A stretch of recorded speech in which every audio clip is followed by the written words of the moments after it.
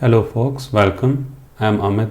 I am your host Amit, and today we are going to discuss palindrome number problem. So, what is stated in this problem? Let's try to figure that out. Given an integer x, return true if x is a palindrome and false otherwise.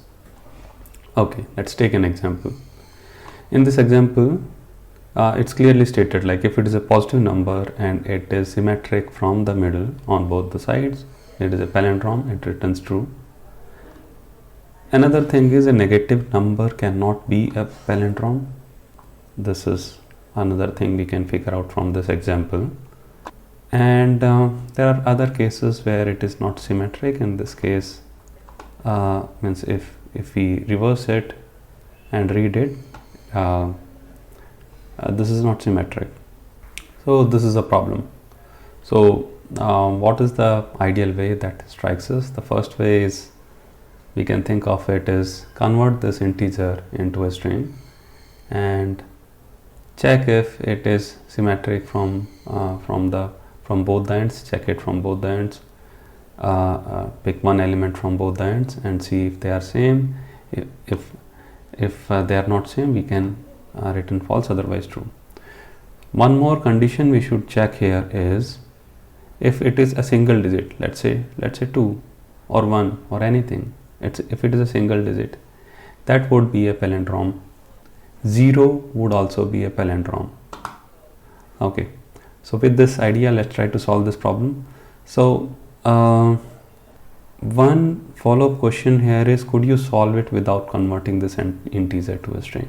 So let's try to solve the final approach, solving this problem without converting it into an integer. Okay, so how would we go about it? So first one is the negative condition. If x is less than 0, in that case we already know that this would not be a palindrome, we would return a false. Okay. So other thing we would keep is like let's preserve this number x.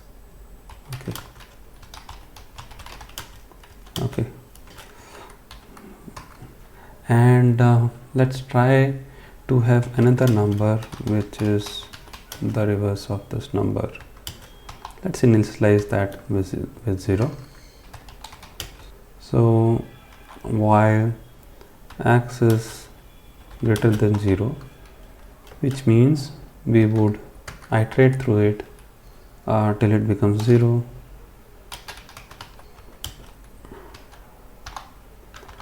So we would figure out the first digit of x and we would append it to the right of a reverse.